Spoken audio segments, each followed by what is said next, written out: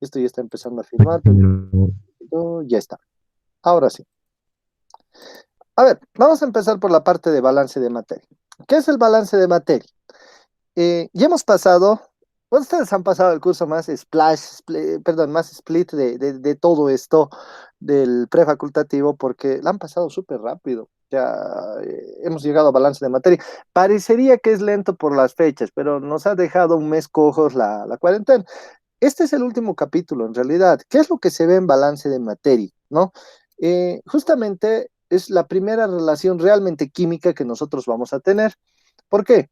Porque lo que nosotros estamos interesados en analizar en el balance de materia es justamente el estudio de las formaciones de la materia. Y en este elemento, bajo esta condición, es que nosotros juntamos dos perspectivas bien distintas, que van a marcarnos todo el proceso de análisis, ¿no? El primero es con reacción química, con reacción. Voy a poner un poquito feo esto, pero es más rápido que hacerlo así con, con un redactor. Con reacción, primer detalle, y el otro es sin reacción, ¿no? Sin sasas, listo. Hay dos tipos de ejercicios en general, ¿no? Y dos tipos de enfoques, uno que tiene reacción y otro que no tiene reacción. Muy bien, entonces, bárbaro, voy a tener tanto estudios de transformación de la materia con reacción y sin reacción. Eso, por favor, eso es ley para nosotros. Un poquito de estudio de esto, desde cuándo empieza a tomarse en cuenta. Bueno, con los estudios de Dalton, Gay-Lussac, Avogadro, se va a hablar acerca de la cantidad de materia, ¿no? Y esto ya es centrado el siglo XIX. Sin embargo, hay un alguien que es Lavoisier, que a finales del siglo XVIII, sí, a finales del siglo XVIII, plena Revolución Francesa, va a estar metido en todo esto, ¿no? Con el tema de la transformación de la materia. Y el padre de la química es aquel que saca su máxima de nada se crea, nada se destruye, todo se transforma, ¿no? Eso nosotros lo vamos a conocer como una ley ponderal. La verdad es que el estudio de las transformaciones de la materia en realidad está basada en leyes, ¿no? Entonces, para nosotros lo fundamental es conocer las leyes ponderales. ¿Y qué son las leyes ponderales? Son leyes que nos ayudan a establecer, al igual que el principio ya se acuerdan, ¿verdad? Ayer hablábamos del principio de Pauli, Aufbau, Hund, el tema de la regla de Müller, para hacer estructura atómica. De la misma manera, las leyes ponderales me ayudan a poder trabajar en un sentido bien práctico, ¿no? Pero tengo que cumplirlas. La primera es la ley de conservación de la materia, ¿no? Conservación de la materia. Esta primera ley de conservación de la materia da pie a las otras leyes. Sin ella, lo demás no tendría ningún sentido. ¿Qué es lo que dice? ¿No? Que dice que la suma de las masas, ojo, en un sentido bien práctico, ¿no? La suma de las masas de los reactivos es igual a la suma de las masas de los productos, ¿no? En este caso, ya a estas alturas del partido, con ustedes ya graduados del colegio, esto hasta es una obviedad. O sea, todo lo que entra tiene que salir. Todo lo que llega a estar en un momento como elemento que reacciona, se va a volver en un producto. No existen cosas intermedias, si se quiere ver así. O sea, no hay algo no, ¿y esto qué pasó? Magia desapareció. No, no existe. Pero, la ley de conservación de la materia tiene límites, ya que aquí, Lavoisier, oye, dale créditos, el tipo estaba aproximadamente en el siglo XVIII, siglo XVIII, o sea, ya tiene más de 200 años, final del siglo XVIII, plantea esto. Claro, y dice que la materia no se crea ni se destruye, solo se transforma, ¿no? Transforma. ¿Sabes? Hay una cosa que Lavoisier no consideró. Hay una cosa que Lavoisier no consideró. No consideró la ecuación de Albert Einstein de E es igual a m por c al cuadrado. Sí, o sea, de que la masa de las sustancias reactivas es igual a la masa de los productos, sí, pero pueden haber reacciones a nivel nuclear, que hagan que la energía se vuelva materia y que la materia se vuelva energía.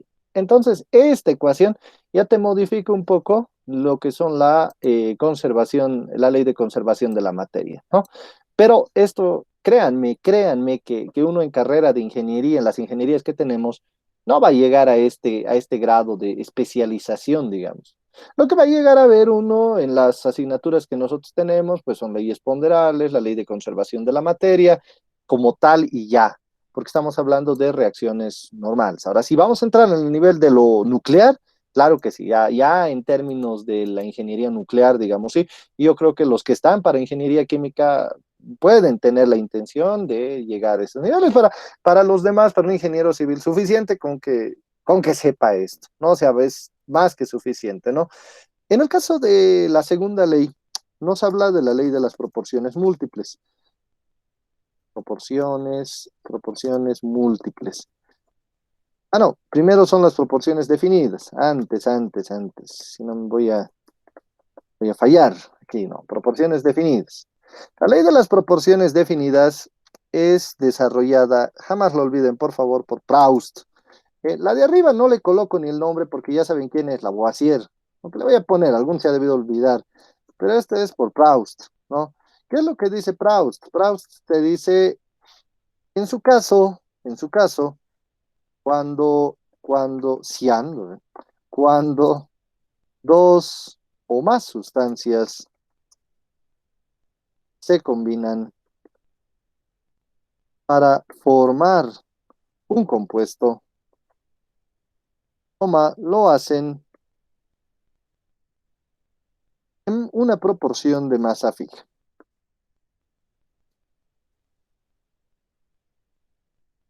y constante. Aquí te dice independientemente del origen o de la... No, eso ya es redundante. O sea, lo más importante es si tú vas a juntar una sustancia con otra. No importa de dónde partas, no importa cómo se una, no importa ni siquiera los componentes que la originen, lo importante es la proporción que tú tengas de ese compuesto. Entonces, en función a las proporciones, es que se van a formar estos elementos. Aquí no me olvidaré, por favor, permítanme hacer una capita de ponerle la Lavoisier. Que si no le colocamos la Lavoisier, tengan por seguro de que alguien se va a olvidar. Alguien se va a olvidar y van a decir, no, no vimos qué es la Lavoisier. Entonces, ahí lo pongo, está Lavoisier. Leyes ponderables, conservación, proporciones definidas. Ojalá fuera el único, tenemos que entrar a una más, que es la ley de las proporciones múltiples. Proporciones múltiples. Y aquí hay un sujeto que ustedes bien lo conocen porque ya lo hemos visto en gases, que es Dalton. Si a Dalton le metía también a esto, ¿qué es lo que te dice Dalton? Dalton te dice que cuando, o si dos elementos forman más de un compuesto,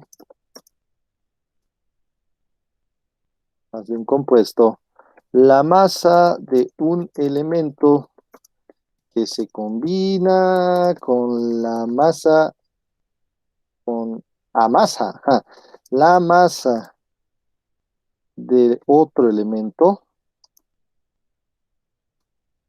se encuentra expresada en una relación de números enteros y sencillos. Listo. Entonces aquí yo lo que hago mucha referencia es que tenemos dos leyes que son muy parecidas, la ley de las proporciones definidas y de las proporciones múltiples. A veces hasta da ganas de confundirse. Pero la diferencia está en que acá te habla de un solo compuesto, un compuesto, mientras que acá me habla de que son capaces de formar más de un compuesto, ¿no? Entonces, aquí tú, por ejemplo, puedes hablar del óxido, no sé, el óxido sódico, digamos, y aquí yo puedo hablar del óxido férrico o del óxido ferroso. En este caso estamos hablando del juego que va a tener un compuesto con muchas valencias, ¿no? Entonces, y con múltiples formas, ¿no? Por ejemplo, yo les decía que el óxido férrico, Fe23, el FeO23, y aquí simplemente lo tengo el feo, así, feo, nada más, ¿no? Entonces, ¿Es hierro y oxígeno? Claro que sí, pero tienen distinto tipo de proporción. En cambio acá, si tú juntas al sodio con el oxígeno, es difícil que lo cambies, ¿no? O sea, va a ser esto o esto, no hay más opciones por la valencia. Entonces, un poco de juegos de valencia. Y se dan cuenta, todo esto es un juego de las valencias, cómo identificar las valencias que vamos a tener ahí. Bueno, en fin, eso con las tres primeras leyes. La cuarta ley, que en realidad es una ley ya de proporciones recíprocas. A ver, aquí le vamos a poner ley de proporciones recíprocas. Es una ley bien complementaria, pero útil al fin y al cabo, ¿no? Es planteada por Richter. Richter, por favor, son tres sujetos, o perdón, cuatro sujetos que nunca deben olvidar su nombre, ¿no? ¿Quiénes son? ¿Qué es lo que hacen y demás? Porque son preguntas teóricas, ¿no? Nos dice acá, comillas, los pesos de dos elementos que reaccionan con un peso fijo, con un peso, ya pues, ¿sí ve? Gracias. Con un peso fijo de un tercer elemento, reaccionan entre sí según una relación de números enteros de dichos pesos. Listo. Aquí parece que dijera cualquier cosa, che. De dichos pesos. Ya. Listo. A ver. Un poco más abajo. Listo. Ya está. ¿Qué es lo que te dice acá? En esta ley se hace referencia a la existencia de dos elementos que van a reaccionar con un tercero, que es como una referencia, digamos, ¿no? Pero si hay dos elementos que reaccionan con un tercero, seguramente estos dos van a reaccionar de otra forma. Puede ser, ¿no? Y tú te preguntas, ¿y quién cumple esto? A ver, me pongo a pensar en el sodio. Mira, me pongo a pensar en el sodio y en el hidrógeno, ¿no? Ustedes saben que estos dos generan un hidruro, el hidruro metálico de sodio, no puede existir. Pero también puede pasar que el hidrógeno y el cloro reaccionen entre sí generando el ácido clorhídrico. Mira, te dice, ¿no? Si dos pesos de dos elementos que reaccionan con un peso fijo. Oye, ven, chequea, pues esto es como que el hidrógeno cambia de peso, no es un gramo y aquí sigue siendo un gramo. O sea, el peso de este hidrógeno es el mismo, claro que sí, es un gramo acá arriba y un gramo acá abajo, no ha cambiado, ¿no? Entonces cumplo con que sea peso fijo. Y los pesos de dos elementos, sodio y cloro, que reaccionan con el peso fijo de un tercer elemento, reaccionan entre sí según una relación de números enteros y sencillos. Entonces, si estos dos se vinculan de esta manera, entonces también se vincularán así, ¿no? Sodio con cloro será el cloruro de sodio. Listo. En otras palabras, es como hacer una sustitución. Quisiera utilizar un término de la sustitución de variables, pero no es correcto, ya no es tanto así. Es como que yo sustituyo este cloro acá y en vez de cloro o perdón, este hidrógeno acá y en vez de este hidrógeno le coloco el cloro. No es esa relación proporcional, ¿no? Que nosotros estamos generando acá. Prácticamente es eso, ¿no? Nada de otro mundo, es bien sencillo de comprender. Luego vamos a ver, estas aplicaciones ya se pueden volver más complejas, pero en su parte más incipiente es esto, ¿no? Nada más. Luego hay que ver otra cosa por acá en todo esto, que ya no es una ley ponderal tan significativa, digamos que es como algo complementario, es la ley de combinaciones equivalentes, ¿no? Combinaciones equivalentes. Para saber lo que es una combinación equivalente, lo primero que hay que saber es qué es un peso equivalente, ¿no? Peso equivalente. Esto es algo que normalmente a las personas en este curso les preguntan y la gente siempre se confunde. Bueno, para darles una idea de qué es un peso equivalente, es la relación de un peso respecto a un patrón. Entonces aquí le vamos a colocar en palabras simples, es la relación del peso de una sustancia respecto a un patrón. Punto. ¿Y cuál es el patrón? Bueno, el patrón tiene ya nombre y apellido. Si te relacionas con el hidrógeno, ten por seguro que el patrón va a ser un gramo, porque así es, el peso mínimo del hidrógeno es un gramo. Pero si te relacionas con el oxígeno, tu relación de peso va a ser de 8 gramos, o sea, vas a relacionarte con 8 gramos de oxígeno o te vas a relacionar con 1 gramo de hidrógeno. Esa es la relación de proporción. Alguien se va a rascar la cabeza ahorita y me va a decir, ¿qué? ¿Esto qué? Cómo se trabaja? Fácil. Mira, te voy a dar una sustancia así común, ¿no? El magnesio y el oxígeno. Denominación de esto sería el óxido de magnesio, ¿no? No va a generarme otra cosa. Si tú ves esta relación, tú vas a decir, la masa del magnesio respecto a la masa del oxígeno será igual a una relación de 24, que son los gramos de magnesio, por cada 16 gramos de oxígeno. Si tú haces esta vinculación, esto lo puedes llevar a niveles muy, muy, muy básicos, ¿no? Pero también lo puedes dejar en 12 a 8, ¿no? Y entonces tú dices acá, ¿cuál es el peso equivalente? El peso equivalente del óxido de magnesio es igual a 12, simplemente, nada más. Ah, sí, ¿por qué? Porque usted ha llegado a la relación de 8 respecto a 8. Es como una proporción, digamos, ¿no? En este caso no lo simplifico al máximo porque esto lo podía dejar en 4 y aquí arriba en 3. No lo hago, sino llego a 12 a 8. Porque me dice que cuando se relacione con el oxígeno usted lo debe dejar en 8, nada más. No es una relación de peso de una sustancia respecto al de un patrón. Y lo tenemos así, ¿no? Eso es nuestro peso equivalente. Ahora, peso equivalente o no peso equivalente que nosotros podamos tener acá.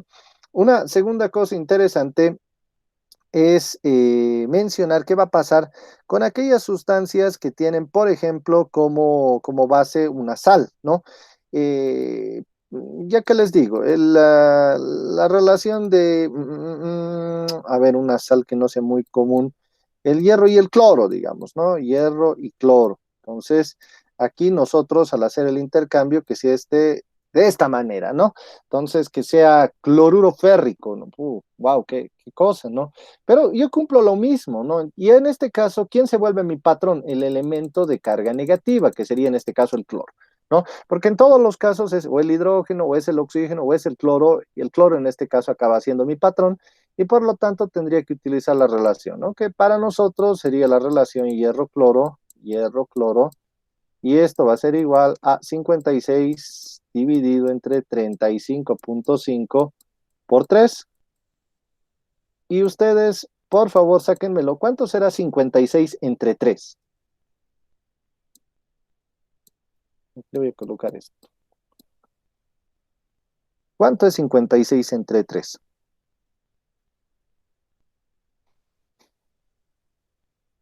Solo estoy operando esto, ¿no? Por si acá. Cuidado, alguien entre en su estado de colapso y confusión y digan, ¿qué? No sé, esto es simple. ¿Cuánto le está? A ver, chequearé. Tal vez alguien me ha respondido vía... Nadie me ha respondido.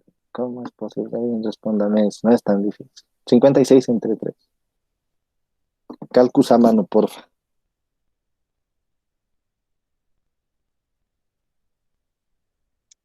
Buen día, Inge. A mí me salió 18,67. Gracias, Mile. 18,67.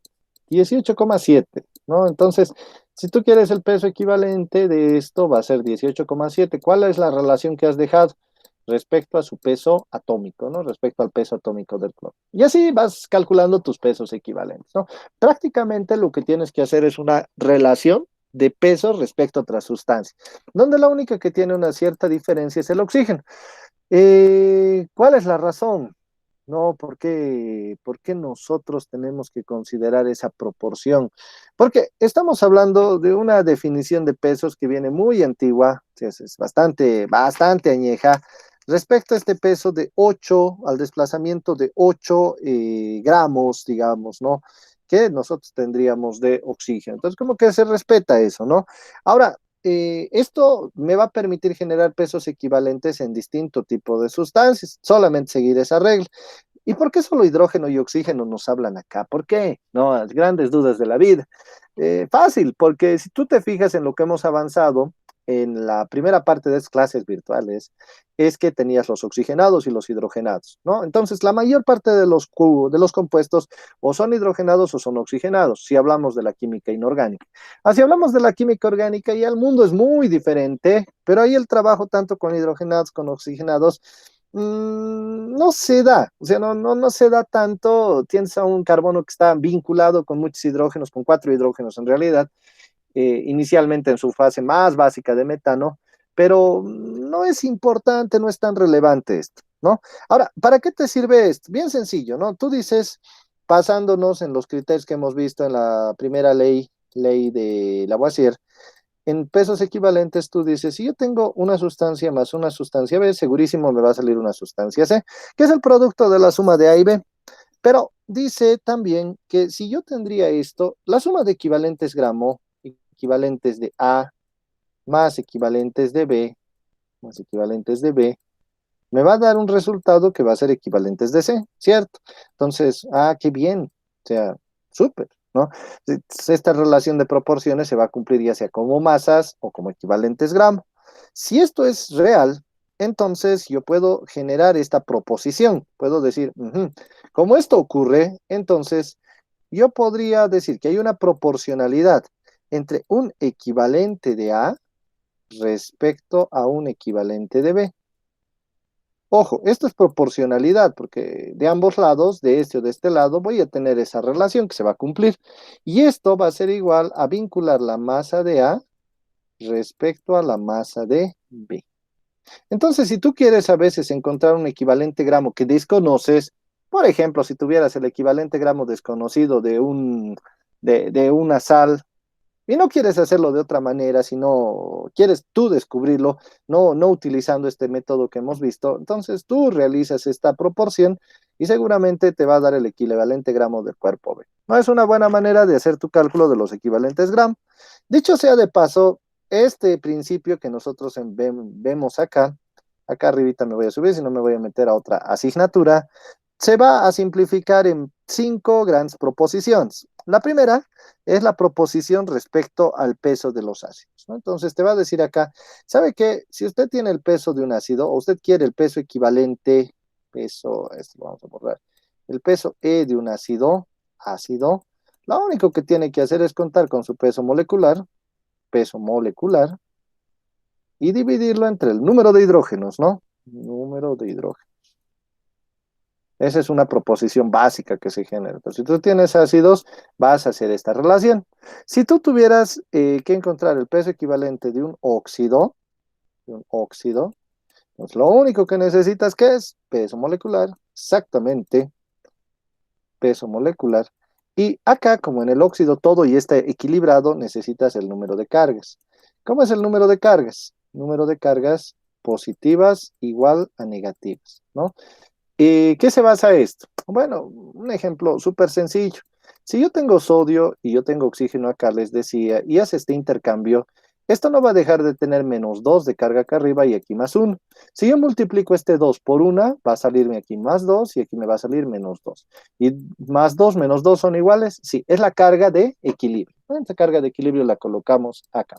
Si yo quiero el peso equivalente, por ejemplo acá, de un hidróxido, que es la siguiente misión de calcular, tú dices, che, ¿qué hago con un hidróxido? O sea, ya el ácido se puede.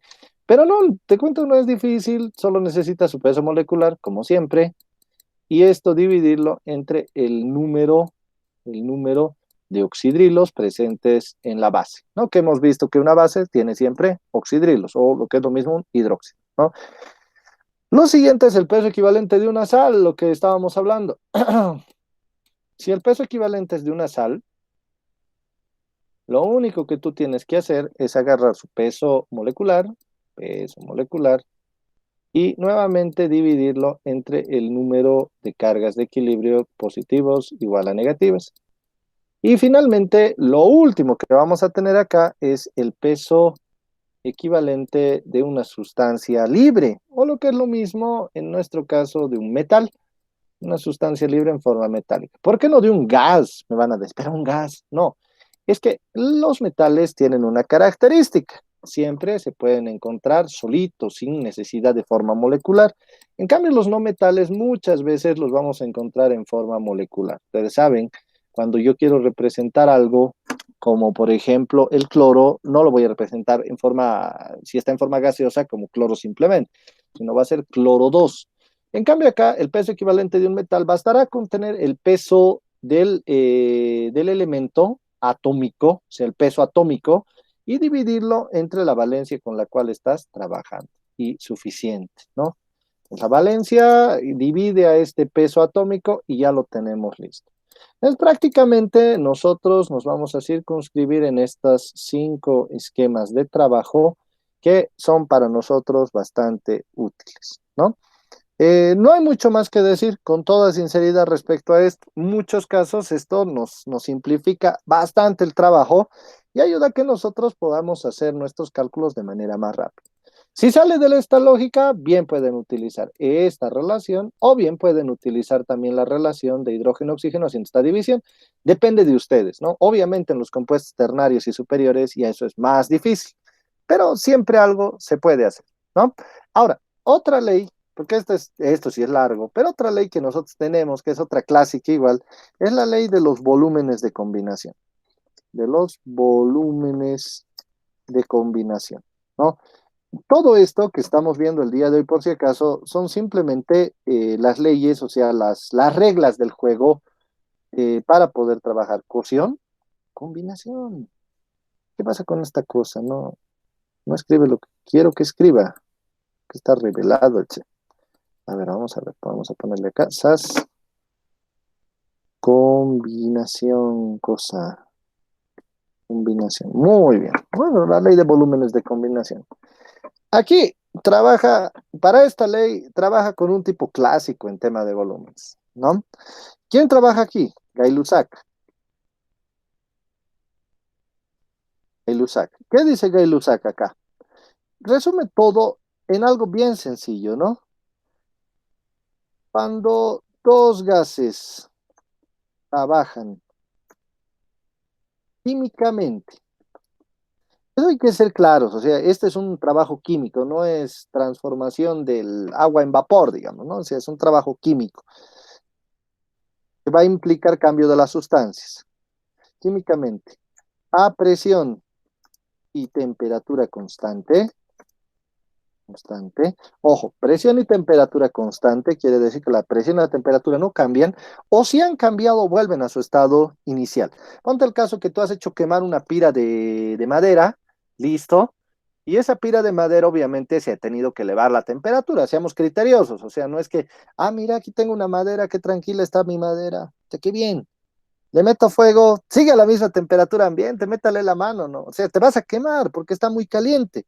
Pero luego de que ha pasado la quema, luego de todo, tú fuiste capaz de acumular el gas y lo vuelves al estado normal. En ese caso se cumple esto, ¿no? Entonces, químicamente a presión y temperatura constante, sus volúmenes, sus volúmenes se relacionan mediante los coeficientes estequiométricos. Listo. O sea, acá lo que te está haciendo mención Guy Lussac es que cuando tengas dos gases, ojo, que vayan a trabajar juntos a las mismas condiciones de presión y temperatura, entonces, o llegando a similares condiciones de alguna manera posteriormente, sus volúmenes se pueden vincular mediante coeficientes estequiométricos. ¿Por qué es importante que la presión y temperatura sean constantes? Porque hay dos partes en una reacción química que las veremos en un momento más, que son la parte de la reacción, los reactivos, y otro la parte de la producción o los productos obtenidos, ¿no? Para esto también, esto ya lo vamos a ver en la práctica, hay ejercicios de este estilo, que son muchos también, y son muy bonitos, o sea, como para hacerlos muy, muy bonitos, ¿no? Hay algo que no se deben olvidar, por favor, la composición centesimal, que la hemos visto conmigo, pero que prefiero volver a mencionarla porque la gente lo olvida, o sea, como no lo vemos todo el tiempo, ¿no? Entonces, ¿qué es la composición centesimal? Es prácticamente la relación porcentual de participación de un elemento, ¿no? Aquí es la relación de participación de un elemento en un compuesto. Sí, lo pondremos sencillo, ¿no? Entonces, la relación de participación de un elemento en un compuesto. Y te dicen, no, a ver, cuénteme, ¿de qué tratará esto? Bueno, sucede que acá yo voy a tener la participación de un elemento, digamos, otra vez, ¿no? Lo más sencillo, cloruro de sodio. Entonces tú dices, wow, tengo el cloruro de sodio. Ahora, ¿cuánto será que hay de cloro y cuánto hay de sodio? Entonces aquí tú dices hay 23 gramos acá y hay 35,5 gramos. Muy bien, oye, qué capo, sabes cuánto en masa hay, pero ¿cuál es el porcentaje de masa de sodio efectivamente acá? Si tú quieres que esto como porcentaje, yo ya les he dicho esto desde el primer día, agarra la parte y divídelo entre el total. El total sería 23 más 35, que eso te va a dar 58,5 gramos. Mi pregunta es, y esto por 100, ¿no? Porque es porcentaje centesimal en unidades de 100. ¿Cuánto les da la relación, por favor? Calcúlenmelo. 39,32%. Ah, buen día, Eso. ingeniero. Buen día, Aaron, ¿cómo estás? 49,32. Muchísimas No, gracias, treinta y Aaron. nueve, 39. 39. Sí, sí, Ya, treinta y nueve. dame un segundito. Muchísimas gracias, Aaron. Y por lo tanto, el porcentaje másico de cloro, ¿cuánto te saldría? ¿60,68? Mm, Por ahí lo pongo.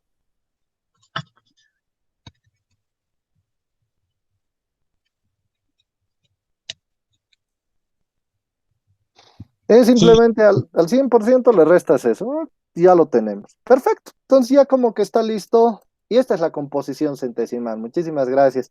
Ya con esto ya tenemos cómo están participando estos componentes dentro de mi sistema. Y es dable, o sea, está muy bien. Está muy bien porque es lo que nosotros necesitábamos ver. O sea, la relación de masa de cloro, masa de sodio en porcentajes. Esa es composición centesimal. Más allá de eso, creo que ya sería redundante, aunque hagamos un compuesto de 4 elementos, tendríamos que hacer exactamente lo mismo con cada uno de ellos, ¿no? La ventaja es de que sean dos, es que tú calculas uno, le restas al 100 y ya obtienes el siguiente, ¿no? Siempre, o normalmente se lo va a hacer así, ¿no? Bueno, esto es en global, todos los elementos básicos, ojo, para poder hacer estudio del balance de materia. Ahora, vamos a entrar a ver cuáles son los ejercicios de balance. Esto, por favor, es conocimiento más práctico, que les voy a decir cuáles son esos modelos de ejercicio, que los vamos a encontrar muchos, ¿ya? Primer modelo de ejercicio. Van a estar en lo que es fórmula empírica y molecular. Fórmula empírica y molecular. Empírica y molecular. Pero eso no hemos visto, claro que no. Les estoy dando un preámbulo de lo que vamos a ver, ¿no? Y de los ejercicios que ustedes van a ver de esta etapa. Eso es vital. Momento que admitiría al Josué. Súper. Entonces, fórmula empírica y molecular, paso número 1. Paso número 2. Vamos a tener ejercicios relacionados con volúmenes de combinación. Volúmenes de combinación. Listo, vamos a tener otros ejercicios relacionados con reacción química. Y nosotros le llamamos estos ejercicios vinculados, digamos, a lo que es la estequiometría. ¿Qué es la estequiometría? Que me digas cuánto te sale si yo te doy tanto. En otras palabras, ¿no? Es el ejercicio de estequiometría. Es el ejercicio de que yo te diga, mira, lo voy a poner de una manera bien burdita, pero útil. Oye, yo te voy a dar 3 presas de pollo, te voy a dar 1 libra de zanahoria y cuarta de haba. Entonces, dime cuánto de sopa me vas a poder hacer. Listo. Y es así como funciona la reacción química de una manera más compleja, diciéndote usted tiene 30 gramos de esto y 50 gramos de esto. ¿Cuánto de esto me va a generar? Me va a generar tanto. Eso, por ejemplo, son relaciones de reacción química en estequiometría. Pero también, como ustedes se han dado cuenta, al principio hemos hablado de esto, va a haber otros ejercicios sin reacción química, sin reacción química, ¿no? Entonces, los ejercicios sin reacción química también existen, no son comunes, ojo, no son tan comunes como estos, pero por lo menos uno de estos entra a nuestro examen, ¿no? Entonces, normalmente los exámenes de balance tienen 1, 2, 3 y 4 modelos de ejercicio junto con la parte teórica. Este examen por eso es tan cantado, o sea, es más sencillo, más simple porque todo ya está como que, ya va a seguir esta lógica, ya sabemos lo que va a hacer, ¿no? Entonces, vamos por los primeros modelos de ejercicio y eso hace que nosotros entremos a fórmula empírica y molecular. Lo de volúmenes de combinación lo vamos a ver no esta semana porque ya hemos visto su base teórica y con eso es suficiente, falta hacer ejercicios. La reacción química sí necesitamos hacer ciertos planteamientos, especialmente sobre lo que es la igualación mediante el método ion-electrón, porque aquí lo que importa es el método ion-electrón, los demás no tanto, ¿no? Entonces, fórmula empírica y molecular. ¿Cómo va el tema de la fórmula empírica y molecular? A ver, vamos a plantearlo de esta manera. La fórmula empírica es aquella que nosotros la vamos a sacar utilizando dos datos. Aquí pondremos form empírica, a la macana, ¿por qué? Ahora sí. Fórmula empírica. La voy a sacar, la voy a obtener a partir de dos datos fundamentales. ¿Cuáles son esos datos fundamentales? Primero, el porcentaje de composición. Esto es la composición centesimal, me van a decir algunos. Sí, sí, o sea, el porcentaje de composición o la composición centesimal, hablamos de eso. Necesito eso.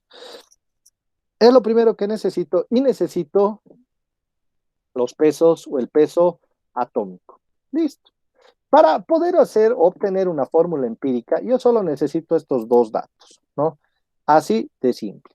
Tu fórmula empírica requiere el porcentaje en composición y el peso atómico. Miren acá, sacándolo como un ejemplo extra, que yo lo voy a pasar a ustedes. Denme un segundito. San, san, san, san. Por aquí lo vamos a poner. Chas. Super. Y esto se los he enviado ya al grupo. Me lo voy a bajar del grupo y lo voy a explicar así, como lo que es, un ejemplo. O sea, es un ejemplo súper sencillo, pero así que se entienda bien, desde lo más básico, ¿no? Como me lo habían solicitado, así, así es mejor también, ¿no? Entonces, permítame un segundito, chas. Ah, no se ha copiado como quería, a ver, voy a tener que borrarlo, por aquí lo vamos a volver a pegar, chas. Listo, ahora sí. Quiero doblarlo, eso, muy bien. Entonces, ¿qué es lo que tú vas a tener acá? ¿No? De superponer a esto, dice, determinar la fórmula empírica de un hidrocarburo cuyo análisis elemental es el siguiente, ¿no? No hemos visto la parte de hidrocarburos, pero pueden entrar otras cosas. Te dice, carbono, tú tienes carbono y tienes hidrógeno. Todo hidrocarburo se va a formar a partir de esta relación, ¿no? Carbono, hidrógeno, así tal cual. Esperen un segundito que algo ha pasado. ¿Qué dice?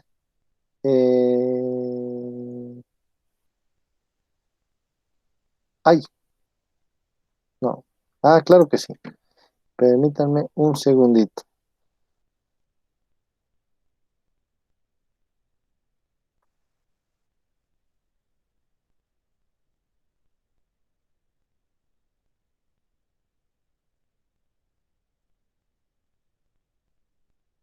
Muy bien. Entonces, nosotros tenemos que determinar esta fórmula, ¿no? Así tal cual. Y lo que hacemos es decir, agarramos este porcentaje. Oh, wow, 85,63%. Eso es de carbono. Y agarro el porcentaje de hidrógeno que es 14,13. Perdón, 14,37%. Miren, lo fácil para mí sería decirles ahorita, eso es todo, chicos, divídanlo esto entre el peso que nosotros tenemos y se acabó. No, vamos a complicarnos un poco más la vida y comprender cómo funciona esto. Si yo te hablo de esto, es como que yo te dijera, el carbono respecto a la sustancia CH que desconozco cuánto valdrá X y cuánto valdrá Y, ¿no? Así tal cual, eso es lo que estaría representando esto, ¿no? Es como si yo agarrara esto y lo multiplicara de esta manera. Ahora, X acá ya está participando y esto también está participando acá. Si yo agarrara X multiplicada por esto, o sea, la cantidad, el X multiplicado por la C, me daría esto, 85,63. Sí, entonces esto en realidad y esto multiplicado por 100, fíjense cómo va esto multiplicado por 100 es lo que a mí me estaría dando esta relación del 85,63.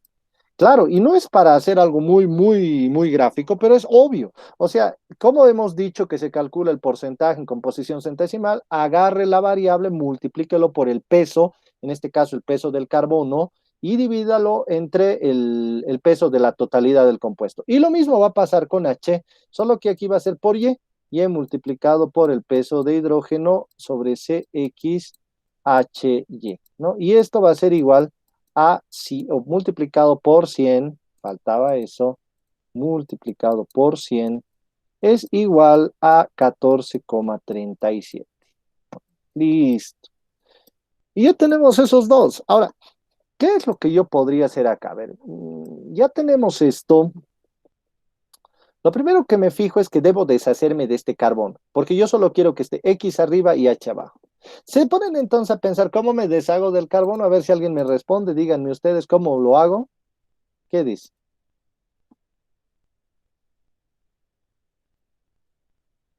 ¿Cómo me deshago del carbono?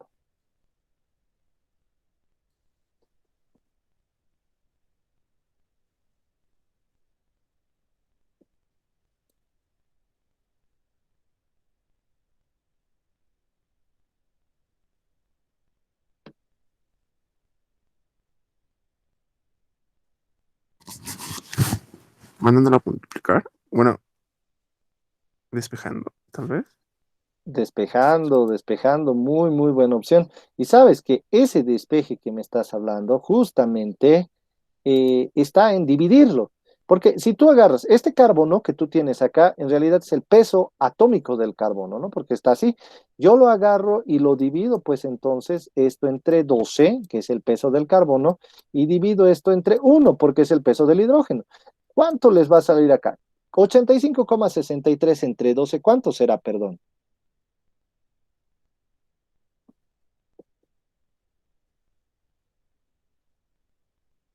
Y me sale 7.13. 7,13, gracias, Josué. Y esto ya medio obvio, digamos, ¿no? O sea, sería Era el aro. 14,37. Es el buen Aarón ahí. 14,37. Muy bien. Ahora, atentos, por favor, porque así es como que esto sale de verdad. Si no es que te enseñan la receta típica y no funciona así, o sea, si no comprendes de dónde salen las cosas, no resulta. ¿Cómo te has eliminado al carbono? Solo lo que vas a tener es X dividido entre CXHY. ¿Te das cuenta? Y aquí de la misma manera vas a tener Y dividido entre CXHY. Ahora sí esto está multiplicado por 100, por 2000, por Condorito, por lo que sea. Aquí siempre va a ser este producto. Ya, entonces estamos un paso de lograr algo interesante. ¿Sabes qué? Te dice, bueno, la teoría te dice, agarra el menor y divídelo entre todos. Claro, lógico. ¿Por qué? Porque si yo agarro el menor, en este caso el 7,13, o sea, este de acá, y lo divido entre este, lo que voy a obtener es esto.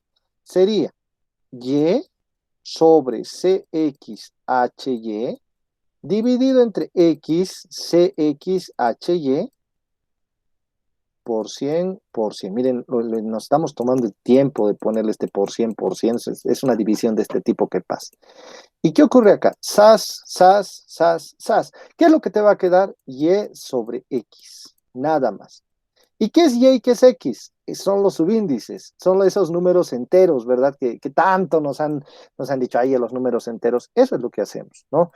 Pero a veces no salen tan enteros, porque ustedes saben que en estas divisiones, a veces aquí hay un 7, no sé, ¿no? Me voy a poner un número cualquiera, un 5 y aquí un 2. Entonces, hay que hacer todavía un trabajito de igualación, pero se hace fácil, ¿no?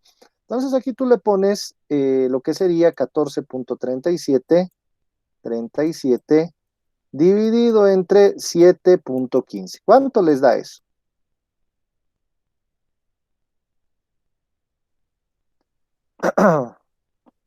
¿Cuánto será? Sale 2.00979021. Dos nomás. 2,009, digamos, ¿no? Y esto respecto a 1. Entonces sería 2-1, digamos, ¿no? Así, listo. Y ya lo tienes hecho.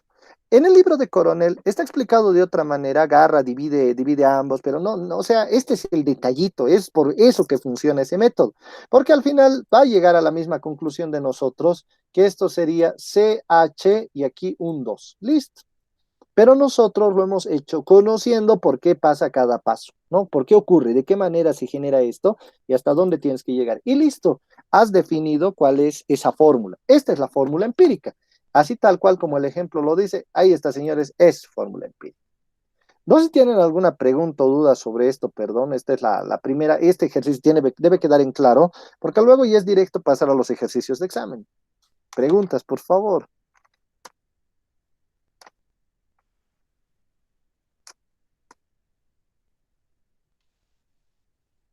Muy bien. Si las tenemos claras, esta parte de la fórmula empírica, pasaremos a lo que es la fórmula molecular. Bueno, sucede que además de hacer fórmula empírica, también se tiene una fórmula molecular. ¿Cuál es la diferencia entre la empírica y la molecular? Que la fórmula empírica, como se habrán dado cuenta, sale de una relación de proporciones, pero no siempre las cosas salen así, ¿no? No siempre.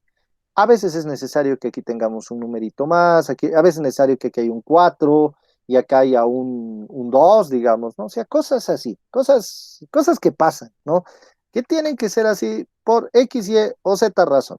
Bueno, la fórmula molecular justamente me habla de eso y me dice que para que tú obtengas una fórmula molecular, primero que necesitas es la fórmula empírica, o sea, lo que acabamos de ayer. Pero además de eso, necesitas el peso molecular del compuesto. Si estoy hablando del peso molecular del compuesto, creo que está por demás señalar que estoy hablando del peso del compuesto molecular, ¿no? Fórmula molecular, fórmula molecular, peso molecular. O sea, como que tiene una relación. Exacto. Entonces, acá lo que nos interesa es saber cuánto pues será esa fórmula, ¿no? El valor de esa fórmula. Les voy a pasar justamente ahora nuevamente a nuestro grupo está algo un poquito similar, pero con su diferencia, obviamente, ¿no? Chan. Ahora sí, esto les envío de nuevo, chan, ¿no? Ya está. Me lo pasaré yo también acá. ¿Dónde está? ¿Dónde está? ¿Dónde está? Vamos a ponerlo.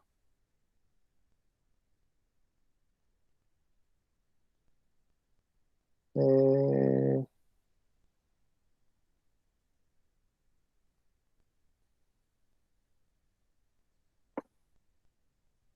Vamos a ponerlo por acá. Y así. Entonces, esto lo ponemos de esta manera. Y listo. Ahora, ¿qué dice? Un hidrocarburo tiene 93,75% de carbono. Ah, mira, y justo lo ha puesto de la misma manera. 93,75% de carbono. Y si su peso molecular es 128, determine la fórmula molecular. Bueno, lo primero es que me interesa este 93,75%. Entonces, imítale 93,75%. Si tenemos esto de carbono, ya se imaginan cuánto tenemos de hidrógeno, ¿verdad? De hidrógeno debemos tener el 6,25%. Por lo tanto, acá lo que tú haces es agarrar 93,75, lo divides entre 12, ya han visto por qué razón. Aquí 6,25, lo divido entre 1. ¿Cuánto les da esto, por favor? Este primero. Porque esto es obvio igual.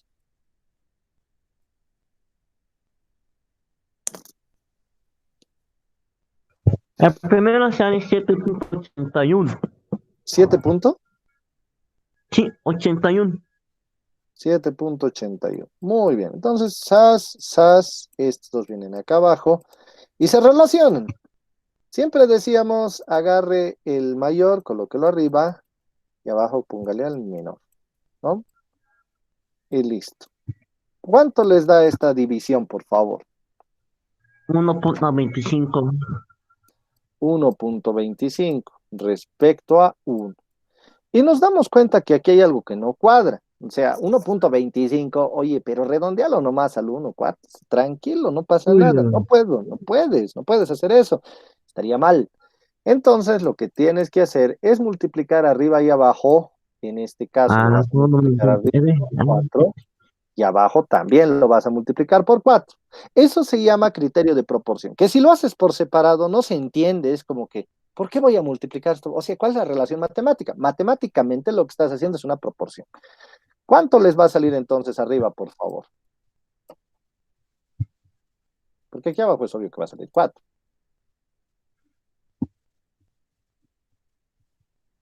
Mm, 1.4 será. 5. Eso, Salen 5. exacto. Entonces va a ser carbono 5, hidrógeno 4. Eso es todo. Muy bien. Entonces ya tengo aquí mi fórmula empírica. ¿Qué es lo que hago a posterior? O sea, ¿qué tengo que hacer? Entonces, ya tengo la fórmula empírica. Exacto, tener el peso. ¿Qué es este, no? Tienes el peso molecular, como que es peso molecular igual a 128, ¿no? 128 gramos mol. Ya, pero wow, qué gran suceso. Tengo esto. Y entonces de acá, tú tienes que hallar el peso molecular de la empírica. ¿Cómo lo haces? Como siempre lo hacemos. 5 multiplicado por 12 más 4. ¿Y cuánto les da eso? 52. Muy bien. Excelente. Ahora, muchas gracias. 72, 72, ¿no ves? 50 No, 52. 52. Muchísimas gracias, Sí. Aaron. 52 gramos mol. Sí. Entonces, aquí, un momentito, pero yo tengo una duda. Te sale 52, porque mira, aquí, si multiplicas, ¿no? Carbono, 12 por 5, 2 por 5, 10, ¿no te saldría aquí 60, 64 más bien? A ver, no sé Sí, cómo. sale 64. No se puede. ¿No ven? Eso es lo mismo. Muchas sí, gracias. 64. Giovanita, muchas gracias. No, 64. perdón, chicos. No, tranquilo. Se ha Entonces, bugueado. aquí. 64 gramos mol. De acá, mira que tú tienes este 64, ahora tienes que hacer algo, ¿no? Hay una diferencia entre esto que tú tienes acá y esto. Es obvia, hay una diferencia. ¿Cómo nosotros resolvemos esa diferencia? Hay un factor. Ese factor es llamado factor N. N. Ese factor N, ojo, esto lo estoy colocando acá entre comillas, muy importante, pero solo se puede ver en la parte práctica, es aquello que relaciona el peso molecular de la FM, de la fórmula molecular, respecto al peso molecular de la fórmula empírica, de la FE. Exactamente. Entonces, este va a multiplicar a estos subíndices, a este y a este, y de esa manera va a calcular la fórmula molecular. Eso es lo que hace. ¿Y saben cómo funciona este factor N? Al final es un tema de pesos, porque como hay una diferencia de pesos, este factor se dice está logrando equilibrar aquello que ya la fórmula empírica no ha podido por sus limitaciones obvias, ¿no? Entonces, el factor N en este caso va a ser igual a agarrar 128 y dividirlo entre 64, ¿no? ¿Y cuál es la división? Normalmente es muy sencilla. ¿Cuánto les da? 2. Exacto. Exacto, es un 2. Y ese 2 para nosotros, pues ha de afectar esta fórmula. Y tú lo vas a tener así, ¿no? Va a ser C. Carbono y 8 hidrógenos. Estamos Aquí vas a tener hablando 10 y aquí vas a tener 8. Ahora un rato tu micrófono. Aquí esto va a ser así, ¿no? Lo pondremos un poco mejor. Carbono 10, hidrógeno 8. Y listo. ¿Cómo sale esto? Al multiplicar estos subíndices, lo vamos a poner bonito, ya C5H4, para que no lo olviden, porque a veces que uno entra, ¿qué? ¿Y esto de dónde apareció? Así, multiplicado por un 2. Pero este 2 afecta a esto y afecta a esto, de esa manera. Y me da esto. Listo. Con eso nosotros ya lo tenemos realizado. Eso es calcular la fórmula empírica de un compuesto y la fórmula molecular. O sea, es un primer modelo de ejercicio, el más facilito que hay. Sí, lo aseguro, es el más facilito que hay en este nivel. No sé si tienen alguna pregunta de esto, por favor. Porque esto sí tiene que estar claro. Claro como el agua. Es uno de los modelos de ejercicios.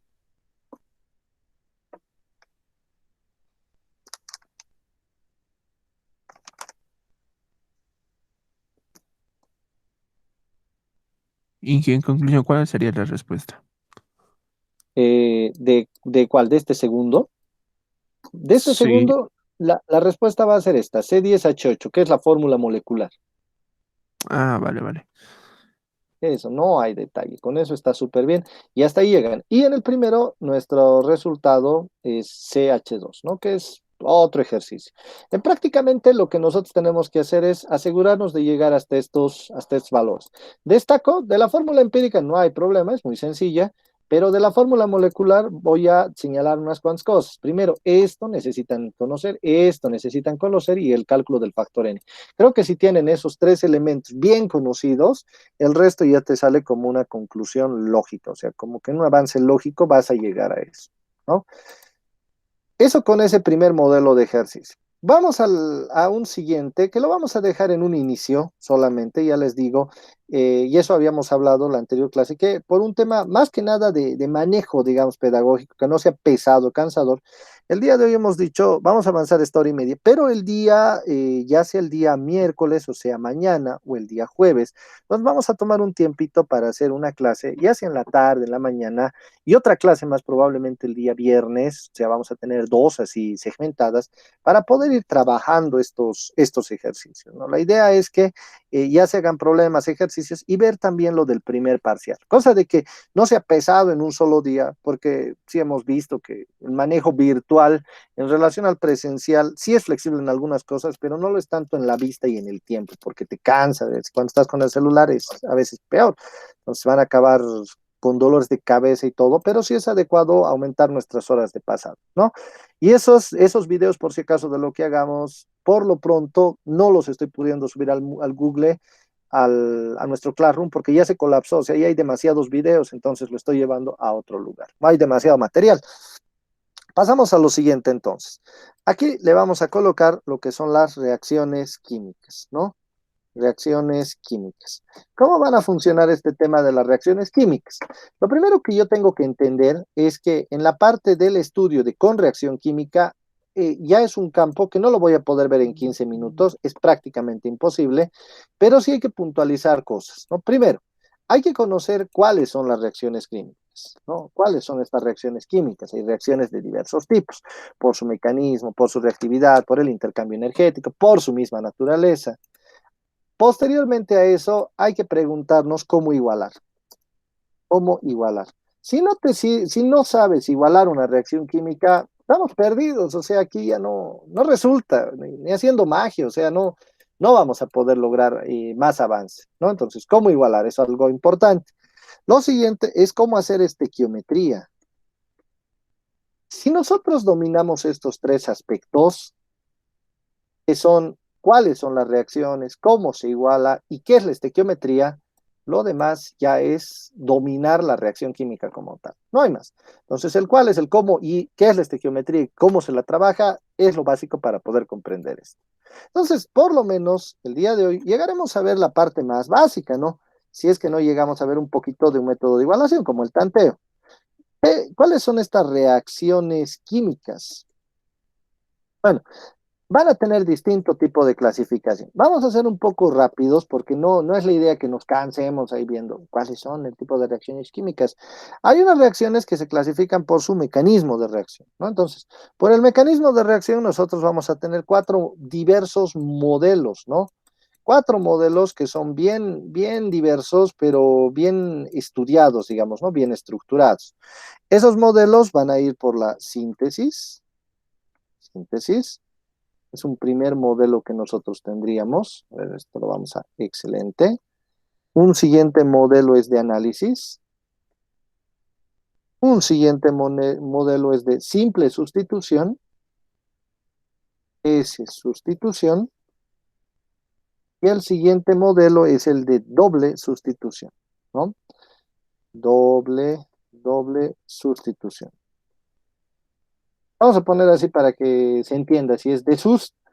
En cambio, el primero ya se va a entender que es simple sustitución, ¿no? También reciben nombres extra, por si acaso, ¿no? Estos otros. Este, en su caso, si este se llama síntesis, este es el análisis. El de doble sustitución que se va a llamar metatesis. Y obviamente tesis, y el de simple sustitución va a ser una tesis directamente, ¿no? Metatesis, tesis, síntesis, análisis, tesis, metatesis, ¿no? Muy relacionado con lo que nosotros vamos a ver. ¿Qué es la síntesis? La síntesis es la unión, en realidad, que nosotros tendríamos acá, ¿no? Entonces, cuando yo hablo de síntesis, hablo de una reacción de unión. Por ejemplo, usted tiene hidrógeno, le suma oxígeno y el resultado va a ser H2O, ¿no? Listo, H2O. Ah, qué bien. Entonces, y para el proceso de igualación, no se olviden 2 por acá y 2 por acá, ¿no? Ya está nivelado. Síntesis. Proceso de análisis. ¿Qué va a ser el análisis? El análisis quiere decir división, ¿no? Yo puedo tener cloro, sodio, cloro, y en el análisis voy a dividirlo. Entonces, en el proceso de división yo voy a tener sodio por un lado como radical y cloro por el otro lado como radical. Entonces, puede ser esto o puede ser otro tipo de modelos. Sustitución. Es un clásico. Tú tienes ácido clorhídrico, le metes unas limaduras de sodio y de pronto este de acá se ha ocupado el lugar del cloro o del hidrógeno, ¿no? Sodio se va con el cloro y lo deja el hidrógeno solito y se vuelve hasta molecular este. Entonces, esto lo ponemos acá un 2, acá lo nivelamos con otro 2 y acá lo nivelamos con un 2 más, ¿no? Entonces, genera ese tipo de reacción. Esa es la síntesis o la simple sustitución, la tesis, perdón. Y la metatesis, y es una doble sustitución, es ahí cuando los elementos se coordinan para intercambiar sus parejas. ¿Cómo funciona eso de la coordinación del intercambio? Ocurre que acá, por ejemplo, yo voy a tener el hidrógeno y el cloro, pongámonos en este caso, es un clásico este, y le juntas con el hidróxido de sodio. Entonces, como dicen, bueno, nosotros tenemos atracción entre nosotros, dice el hidrógeno y el cloro, y el sodio y el hidróxido lo mismo, pero dice, me sentiría mejor uniéndome por el tema de la electronegatividad y demás con el cloro, y este quiere venirse con este. Entonces se hace una sustitución doble, como que me va a quedar un lado H2O. Lo estoy escribiendo mal, ojo, porque primero debería ser la parte fundamental, que es el cloruro de sodio, pero al final se va a generar eso, ¿no? Entonces, como ustedes se darán cuenta que hay un intercambio de este tipo, que lo vuelve pues interesante, ¿no? O sea, se vuelve un intercambio bastante atractivo, interesante, de doble sustitución, ¿no? Esa es la característica por el mecanismo que vamos a tener de sustitución, ¿no? Si nosotros no vemos el mecanismo, hay otra manera de analizarlo mediante la reactividad, ¿no? Y sobre la reactividad, ¿qué tenemos nosotros? Bueno, vamos a tener dos tipos, que son las reacciones reversibles. En las reacciones reversibles nosotros tendremos la posibilidad de, bueno, ni siquiera la posibilidad, o sea, la obligación de tener que obtener luego de una reacción. Digamos, aquí voy a juntar el ejemplo clásico, ¿no? Yodo más hidrógeno, que nosotros tenemos, un ejemplo clásico, típico siempre, y esto me va a dar las que son reversibles con una flechita doble, acá 2 veces yoduro de hidrógeno, ¿no? ¿Qué es lo que quiere decir esto? Las reacciones por su reactividad, que son reversibles, no es que van a poder volver a lo que eran antes, es que van a estar coexistiendo. O sea, nunca vas a poder sacar el 100% de yoduro de hidrógeno acá, jamás. Lo que vas a obtener es yoduro de hidrógeno más yodo, ¿no? Siempre vas a obtener esta relación. O sea, por la reactividad siempre va a pasar lo mismo cuando la reacción es reversible. A diferencia cuando la reacción es irreversible, ¿qué es lo que vamos a hacer más nosotros ahora? Tú, por ejemplo, agarras carbón, le juntas el oxígeno, ¡zas! Y aquí te genera CO2. Imposible que esto vuelva hacia atrás o que coexistan estos siempre y cuando estos estén en proporciones adecuadas, se van a eliminar, se van a reducir y se van a convertir en dióxido de carbono, ¿no? Entonces, irreversible, reversible. Dos tipos de reacciones por su reactividad.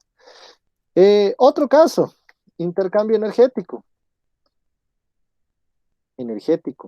Puede ser, y se da muchas veces el caso, que las reacciones necesiten energía o generen energía, ¿no? Las que más te asustan son las que generan, las que no generan, más bien necesitan, como que no asustan, digamos, ¿no? No pasa nada. Estas reacciones se las conoce coloquialmente, o sea, en forma común, como reacciones de tipo endotérmica y reacciones de tipo exotérmica, ¿no? Exotérmica. Una reacción endotérmica, por ejemplo, nosotros podemos contar con una reacción endotérmica cuando junto el nitrógeno con el oxígeno. Entonces acá va a ser la unión del nitrógeno más el oxígeno y te va a dar de resultado 2 veces el no. ¿No? ¿Por qué? Porque en este caso voy a necesitar energía. ¿Y cómo se ve la necesidad de energía?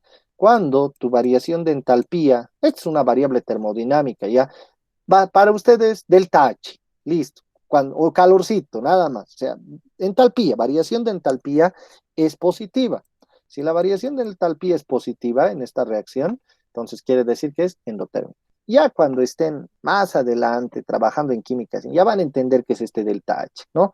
Y van a poder trabajar con la energía libre de Gibbs, Nernst y demás, es otro mundo. Exotérmica. Nuevamente aquí yo voy a tener, a ver, si H4, seremos más creativos, ¿no? Más el oxígeno 2, resultado aquí me va a dar CO2 más H2O. Aquí vamos a tener esto, ¿no? Entonces, acá, si ustedes se fijan bien, lo que yo voy a tener es esta relación de estructuras. Bastará con ponerle un 2 por acá para que sea 4, 2, 2, 2, 4, esto será un 2. Listo. Y de esa manera lo tenemos igualado. Pero la característica fundamental por energía es que el delta H en este caso va a salir negativo. ¿Por qué sale negativo? ¿Por qué sale positivo? Positivo porque la necesita, negativo porque la emite. Nada más, ese es el criterio de análisis para este caso, ¿no? Eso por el intercambio energético. ¿Acaba ahí esto? No, no acaba ahí, esto sigue todavía, porque necesitamos ver por la naturaleza. Por la naturaleza, esto ponemos en mayúscula, por la naturaleza, tenemos dos tipos de condiciones, ¿no?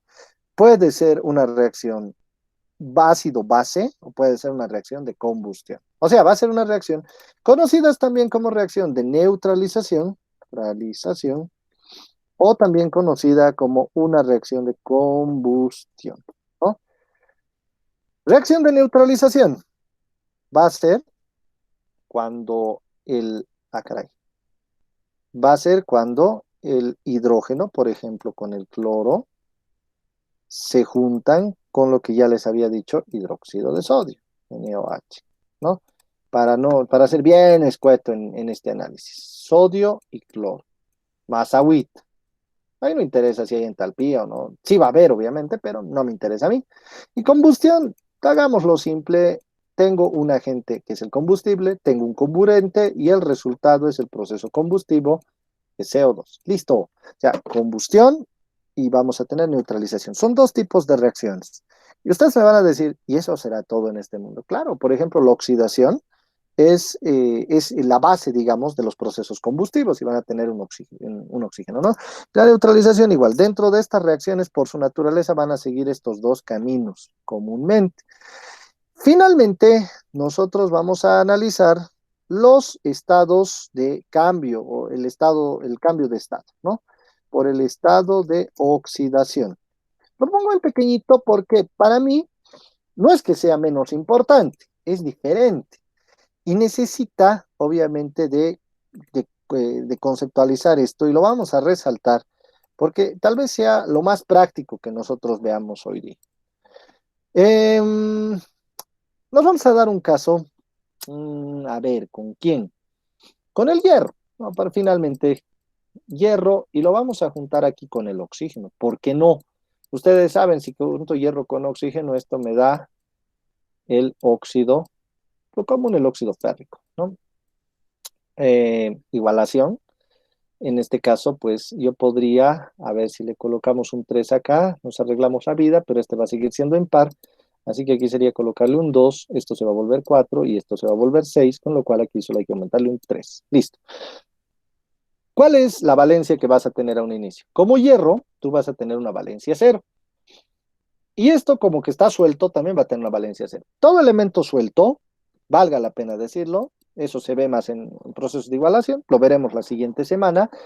Las clases de recuperación, ojo, son solamente de ejercicios y hacer práctica, no se ve teoría porque el detalle está en que la teoría sí o sí se tiene que avanzar en los días fijados.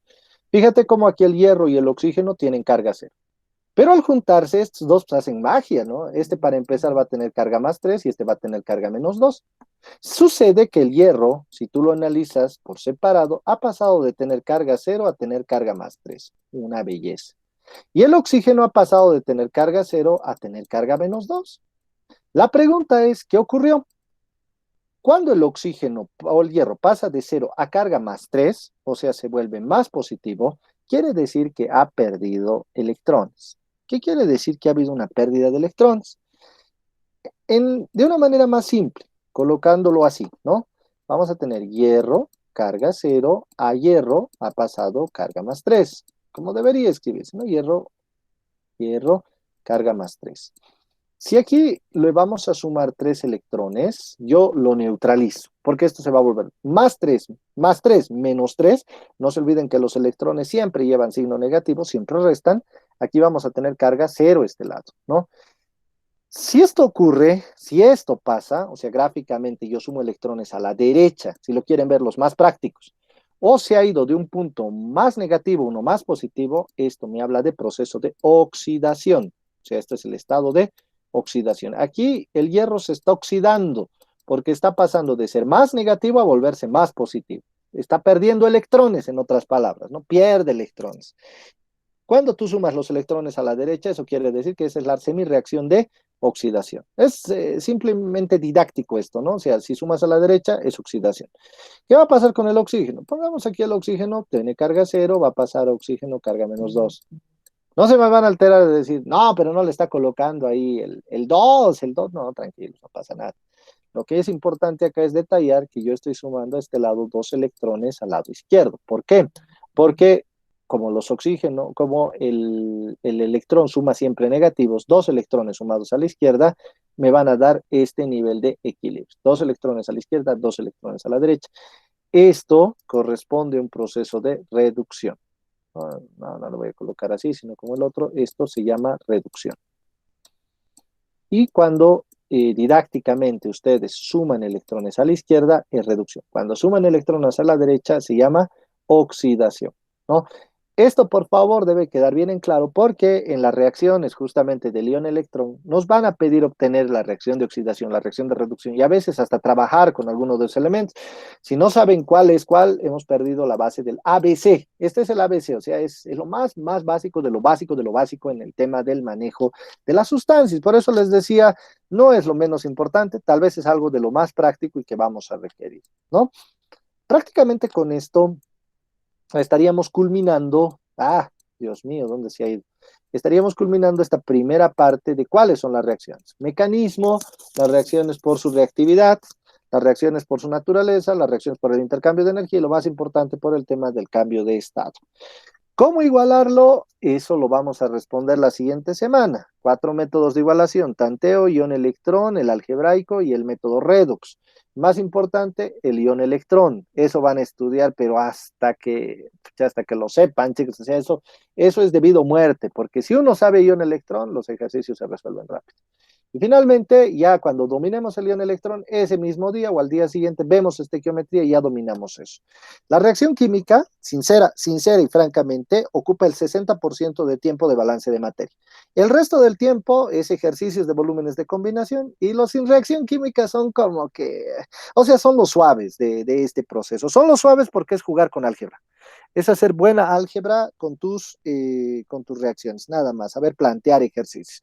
Es como factores de conversión avanzado esto, digamos, ¿no? Entonces, al mismo tiempo que uno aprende esta parte de balance de materia, también aprende lo que son los factores de conversión. Siendo muy sincero, es así. O sea, llegas a aprender ambas cosas. Preguntas o dudas, por favor, chicas, chicos, les escucho. No, todo bien. Bueno, dije, a la siguiente semana nos vemos, ¿no? Eso sí, ¿no? Sí, o sea, esta semana, de hecho, Ya. vamos a vernos y vamos a ver de hacer, si es una por lo menos, o 2 clases para, uno, yo quisiera hacer 2 pensando, ¿no?, en recuperar lo de la anterior semana, lo del martes, que no pudimos hacer en semana, pero la verdad son épocas complicadas. En todo lugar como que te quieren agarrar del cogote, te quieren presionar y estás en laburo fregadito. Pero sí tenemos que hacer una clase extra, por lo menos esta semana, para completar lo que nos habría quedado pendiente de la parte de ejercicios. Como saben, esto es mucha práctica, ¿no? Entonces vamos a completar la parte de ejercicios, eso los va a reforzar más. La siguiente semana, terminando el tema, porque la siguiente semana, de hecho, créanme, balance de materia se termina porque se termina, con sus diapositivas, con todo el sistema, pero se termina. Y una vez nosotros terminemos esta parte de balance de materia, ya nos dedicamos a hacer puro ejercicio. Y ahí es lo que me habían pedido sus compañeras también, reforzamos con ejercicios del primer parcial, que los vamos a hacer ya desde esta semana, ¿no? De hecho, no los he olvidado, o sea, esos ejercicios los vamos a hacer ya desde esta semana cuando hagamos la recuperación, pero vamos a continuar la siguiente y demás. Es importante hacer eso para que dominen y tengan práctica, porque ya se les ha debido olvidar, o sea, han pasado meses desde que hemos visto que era una densidad, digamos, ¿no? Cosas así. No sé si tienen alguna otra duda, pregunta, por favor. Inge, ¿puedes sacar una foto Claro que sí. ¿De dónde quieren que sacarse una fotito? Yo lo de es, la teoría desde el claro que sí, principio? Por favor, Inge. claro que sí. Para que no les salga muy chiquito, pues la parte teórica va desde acá. Empezamos, no, más arriba. ¿Dónde está? Vamos más acá. Oye, hemos hecho nomás. Esto es lo primero. Me dices nomás para que lo vaya moviendo.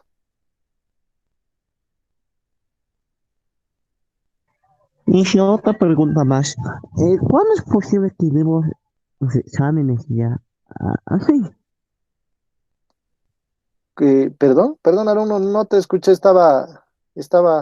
en eso estaba queriendo escuchar, pensé que tu compañera me iba a hablar hace un ratito. Perdón, ¿me decías? No, no, no, no, no, no, no, ya. ¿De los A ver, exámenes? ¿cuándo vamos a... Sí, los exámenes, ¿cuándo vamos a dar?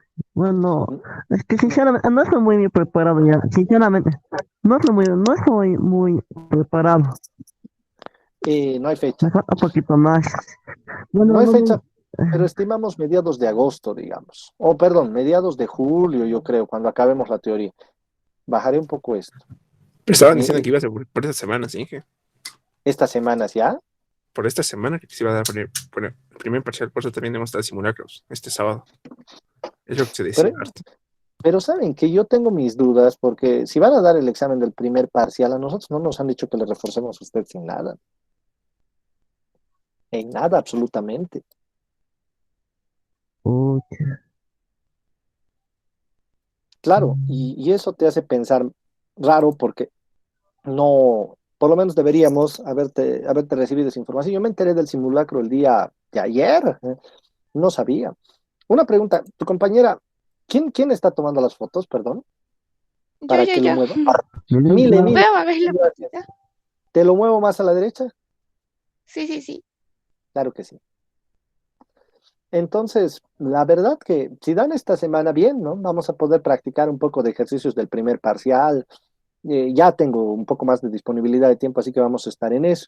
Pero la cosa es que ustedes más que nada practiquen en base a lo que les había dicho el primer parcial, consíganse la parte de exámenes pasados, documentos de ese tipo para ir trabajando, ¿no?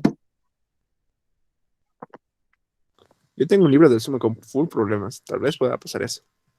Eso estaría ideal, ¿no? O sea, eso nos va a servir mucho, porque ahí la cosa, pónganse en el caso de que yo haga un problema aquí, ¿no? Como lo hemos estado haciendo, algunos problemas de gases, pero si ustedes no lo replican, lo mismo, o hacen algo diferente, no vamos a, o sea, no nos va a ser muy difícil hacer o sea, aprendizaje significativo. Aquí sáquenle una fotito más, por favor. Mire. Ya está, Inge. Un poco más dije, abajo, por favor. Esto de acá, ¿no ve? Porque esto no corresponde, ¿sí? eh, bueno, creo que también nos esfuerza muy bien a factores de conversión, porque ahí es donde yo más fallo, bueno, no, bueno, tengo todos los datos, pero después ya me complica mucho convertir ya, eso a veces me complico. Claro, aquí voy a mover esto. O sea, la parte de los factores sí es complicada, especialmente si uno, o sea, ¿qué te digo? Si estás empezando a hacer los ejercicios te complica más, ¿no? Pero tú me puedes preguntar igual el día de que pasemos clases, así ya va a ser más directo. Si se traen preguntas ustedes que hayan visto no puedan resolver, la idea es que ahí como que se saquen el clavo, ¿no? Es decir, se hace de esta Ya está manera y bien. todo eso. Eso sería lo mejor, Aarón. Así yo te digo, va a resultar bastante bien. Es una buena Para manera de todos los trabajar. compañeros igual. Claro, no todos que tengan que traer. Ya Camille lo voy a bajar un poco más. Ah, no, aquí ya se acabó. Gracias, Inge. Para servirte, Mile. Y así, Aaron. Bueno, pues, Entonces, en esto prácticamente iremos. Y con todos, por favor, esta semana, el día de hoy, tal vez estos días, relájense mucho. O sea, los exámenes del prepa siempre son fuertes. Me imagino que aunque vayan a ser en línea, van a ser fuertes. Y tal vez hasta peor, ¿no? Porque te toma más tiempo. Poder hacer un ejercicio, subirlo y todo. O sea, ya la parte tecnológica a veces nos juega chueco. Y hay que ser capaces de verlo de esa perspectiva, ¿no? Entonces, yo les sugiero estudien, vean los ejercicios, tenemos que recuperar esas dos clases que quedaban así en interín, en medias, pero esta semana tenemos que hacerlo, ¿no? Y ya para que estén listos para su examen, seguramente, si es así, la siguiente semana va a ser otro examen y así sucesivamente. Nosotros no tenemos fechas, aunque no lo crean, nosotros no tenemos idea. Seguramente va a existir un docente, porque han debido ver que no son muchas personas las que van a tomar el examen, pero seguramente va a haber un docente o dos docentes que van a trabajar en ese entendido, ¿no? Entonces, tómenle bien en serio porque prácticamente ustedes están como punta de lanza para ingresar a la facultad del siguiente semestre. Y eso es mucho por decir, o sea, está súper bien.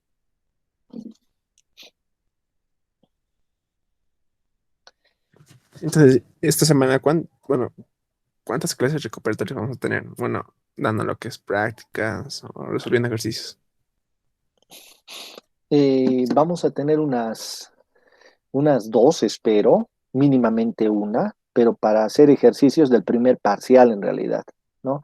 A modo de que eso quede en claro, sabiendo que lo primero que van a dar su examen es del primer parcial. Ah, Inge, ya listo. bueno, pero bueno, tengo una idea. No sé si me gustará, tal vez. Dime Bueno, nomás. tal vez si se pudiera, bueno, si tuviera tiempo hoy día y estos días que vienen hasta la noche, bueno, durante las clases de la noche podemos pasar clases.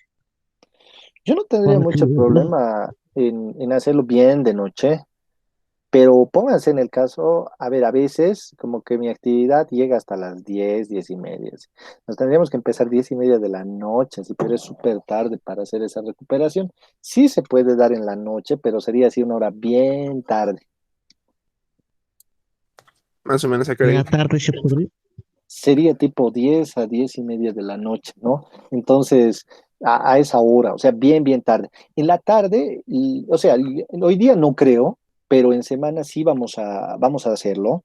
Y si fuera hoy día, como les digo, va a ser bien, bien tardecito. Por el tema de laburo, hay que hacer varias conexiones, como que es que es el problema, todos despiertan y quedan en trabajo en la tarde, así hasta las 8 9 de la noche, ¿no? O 10. Entonces ahí es complicado. Lo que yo sugeriría es que se pueda hacer el día de mañana en la tarde, digamos, pero eso lo confirmaremos. Pero yo creo que mañana en la tarde puede ser una buena opción, a eso de las 4:30, digamos, ¿no? Y podemos hacer algo Claro, interesante. está bien. Ujú. Súper. Y podemos hacer hasta el viernes. Podemos Con esos, hacer, yo les digo, 4 días, podemos así, hacer 4 días el seguidos. miércoles y el jueves, porque el viernes en la tarde tengo que tomar un examen en la tarde, pero no es de ustedes. Y no Uy, sé, yo creo que miércoles, jueves, no se olviden, o sea, algo que me está viniendo a la mente, los exámenes del curso básico son en esas horas, son esos días, son viernes, sábado, domingo, lunes. Supuestamente los exámenes del prefa deberían ser igual, ¿no? Viernes, sábado, domingo, lunes, así que me imagino que va a ser como que similar. Y más o menos saber algo de lo que es, bueno, parecido a simulacro va a ser. Claro, lo que más vamos a hacer de los ejercicios van a ser ejercicios de examen pasado y con eso vamos a empezar a trabajar, ¿no? Ya con eso ustedes van a estar más preparados. Pero claro, también sus ejercicios. Pues la idea es que ustedes conozcan. Ahora, vamos a hacer ejercicios sencillos, como para que, digamos que hay personas que todavía no los dominan algunos, entonces explicar el ABC o de ejercicios difíciles, vamos a explicarlo paulatinamente, ¿no? Esto de tal forma, por eso se relaciona con esto, cositas de esa manera, ¿no? ah, Ya listo. Inge, de estos se basa en el primer parcial o del primer y segundo parcial. Imposible que sea de los dos, va a ser de uno nomás, va a ser del primer parcial, porque del segundo parcial se tiene que dar necesariamente aparte, es mucha cosa. O sea, es muy pesado. Como si lo Sí, dieran de todo, va a ser bien difícil. sí, es que me han dicho pues eso, que va supuestamente a las dos parciales ese día, supuestamente me dijeron eso. Y yo pues, me he asustado. Bueno, no Tendrían que estaba avisarles con preparado. Ya, anticipación para que estudien. ya estaba diciendo lo mismo. Bueno, no hemos estado preparados así, sinceramente no. Me falta práctica. Ay, no, estoy en mi don. Simulacro nos ha matado, en realidad. Sí, sí, sí, es El cosa de tiempo que, es. claro, ¿saben qué? Es cosa de que ustedes practiquen más, por eso no se confíen. O sea, puede ser virtual, pero puede ser igual difícil. Entonces tienen que meterle ganas. Antes era, la gente se colapsaba en físico, digamos, ahí tomando el examen. Ahora la gente colapsa virtualmente, pero es lo mismo. Entonces, mi mejor sugerencia es repasen y hagan más ejercicio, ¿no? Y conmigo vamos a practicar, pero por mucho que conmigo practiquen, si ustedes no hacen en casa, no va a funcionar. Entonces, háganlo, por favor. Eso es importante. Así sí se puede. Así lo van a lograr. Está bien. Bueno, también no, digo, hay unos ejercicios que no puedo resolver bien. Me lo Mm. pasas nomás ahora en su caso, aunque me voy a tardar igual en contestarte como esa semana pasada, pero, pero te lo puedo Está chequear, bien. no te hagas Está problema. bien. Y de estos días igual. El día de hoy yo les avisaré de mañana la hora exacta y nos ponemos a trabajar. Por el momento, chicas y chicos, hasta ahí vamos a quedar y el día de mañana ya nos vemos. Entonces nos estamos encontrando mañana, por favor, si es que fuera el caso a las 4:30, a confirmación el día de hoy. Pero sáquense un poquito de tiempo para estarnos viendo a esa hora. Está bien. Hasta la noche, ¿no? Ya, está bien.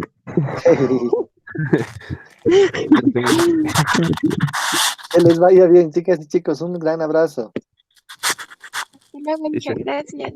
Hasta luego, que les vaya Sí, bien. sí, se Aarón, cuida. Estrella, Dayana, Saem, Josué, Milenka, Hasta Daniela, luego, y Eliana y Estrella. Que les vaya muy bien, hasta luego. Y Paul, perdón, hasta luego. Oh, está bien, ingeniero. Se cuida. Hasta luego, chicos, se cuidan.